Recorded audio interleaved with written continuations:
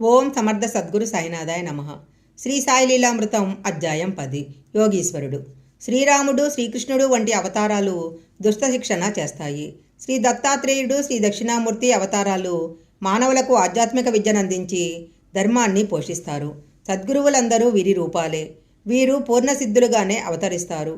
అయినా వారు కూడా తాము సద్గురువును సేవించి తరించామని చెప్పి సాధకులకు ఆదర్శమవుతారు. శ్రీ దత్తాత్రేయుడు 24 మంది గురువుల నుండి జ్ఞానం అర్జించానని భాగవతంలో చెప్తారు.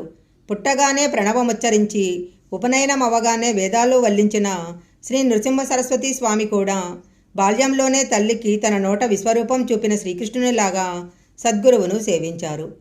వీరు తామే దైవమని గురువులమని చాటుకోరు. భక్తులే వారి అనుభవాలను బట్టి వారిని అలా గుర్తిస్తారు. శ్రీ సాయి కూడా తాము పేద ఫకీరునని, భగవంతుని బానిసనని మాత్రమే చెప్పేవారు. ఏ పండు తాను పండునని చాటుకోదు, వెలుగు వెలుగునని చాటుకోదు. శ్రీమతి తార్కాడు ఆమె కుమారుడు 1917లో షిరిడీ వచ్చారు. ఆ కుర్రవాణ్ణి 15 రూపాయలు దక్షిణ అడిగారు బాబా. అతడు అది తీసుకొని రావటానికి వెళ్ళేసరికి కొందరు భక్తులకు ధృవచరిత్ర చదివి వివరిస్తున్నాడు జోగ్. ఆ కుర్రవాడు వెంటనే తిరిగొచ్చి, సాయి, నన్నక్కడికి ఎందుకు పంపారు? మీ వంటి సాధువులు దైవం ప్రసాదించిన శక్తులు గల మానవులే కానీ దైవస్వరూపులు కారని అతడు చెప్తున్నాడు.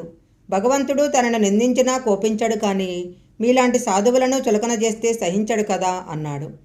బాబా నవ్వి, అతడు చెప్పింది నిజమే. నేను ఫకీరునే కానీ దైవాన్ని కాదు. దైవం ఎంతో గొప్పవాడు. ఆయనతో ఎవరూ పోలరు అన్నాడు. ఆ పిల్లవాడు సాయి, మాటలతో మమ్మేమారుస్తున్నారు కానీ మీరు దైవమే అన్నాడు.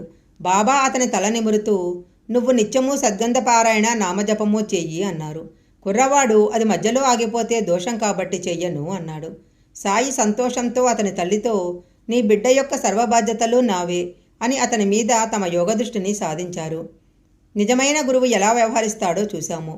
సాయి కేవలము యోగం అభ్యసించి కొన్ని అద్భుత శక్తులు పొందిన సాధువేనని తలచే కొందరు వ్యక్తులు ఆయన ఏమి అభ్యసిస్తారోనని గమనించేవారు. యోగులు తమ జీర్ణకోశం శుభ్రం చేసుకునేందుకు 3 అంగుళాల వెడల్పు 22 అడుగుల పొడుగు గల శుభ్రమైన గుడ్డను నెమ్మదిగా మింగి అరగంట జీర్ణకోశంలో ఉంచి తరువాత నెమ్మదిగా బయటికి లాగేశారు.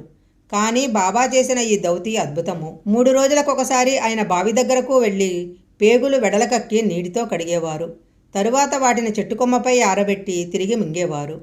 షిరిడీ నివాసి అప్పాబిల్ అనేవాడు రాత్రులలో పహరా కాచేవాడు.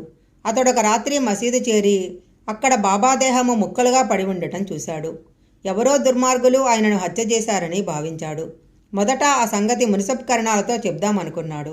కానీ ధైర్యం చాలక తిరిగి ఇల్లు చేరి బయటికి భయంతో రాలేదు. మరుసటి ఉదయము మసీదుకెళ్ళొస్తున్న వారెవరూ ఆ ప్రస్తావనే చేయటం లేదు. ఆశ్చర్యంతో అతడు మసీదుకెళ్లేసరికి బాబా అతనిని చూసి, రాత్రి భయపడ్డావా అన్నారు.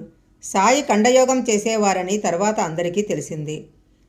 సాయి మసీదులో నేలపై పడుకోవడం చూసి నానాసాహెబ్ డెంగ్లే 4 మూరల పొడుగు జానడి వెడల్పు గల చెక్క సమర్పించాడు. ఆయన దానిని సన్నని గుడ్డ పెరికలతో మసీదు కప్పు నుంచి 3 కిందికి వేలాడదీశారు. రాత్రి దానికి 4 మూలలా ప్రమిదలు వెలిగించి వాటి మధ్యన నిద్రపోయేవారు. ఆ బల్లనే మోస్తాయో లేదో అనిపించే గుడ్డపేలికలు ఆయనను కూడా మొయ్యటమే చిత్రము. అంతేకాదు మసీదులో నిచ్చెన కూడా లేదు. ఆయన ఆ బల్ల మీదికి ఎలా ఎక్కేవారో ఎలా దిగేవారో తెలిసేది కాదు. అంతవరకు కిందనే ఉన్న బాబా దానిపై పడుకొని కనిపించేవారు. అలాగే కిందికి దిగేవారు. అది చూడటానికి జనం విరగబడుతుంటే ఆయన ఒకరోజు ఆ బల్ల విరిచి దునిలో వేశారు. మెలకువగా కళ్ళు తెరిచి నిద్రించగలవారికే అది సాధ్యము. నేను నిద్రించేటప్పుడు మహల్సాపతి చేతిని నా గుండెపై నుంచి నా హృదయంలో జరిగే దైవస్మరణ గుర్తించమంటాను అని ఆయనే ఒకసారి చెప్పారు. షిరిడీలో రోడ్డు పక్కన లెండీతోపు ఉంది. బాబా రోజు 2 పూటలా అందులో ఒక్కరే కొంతసేపు ఉండేవారు. అప్పుడప్పుడు సేవకుడు అబ్దుల్లా ఆయనతో కూడా ఉండేవాడు. అతడిలా చెప్పాడు.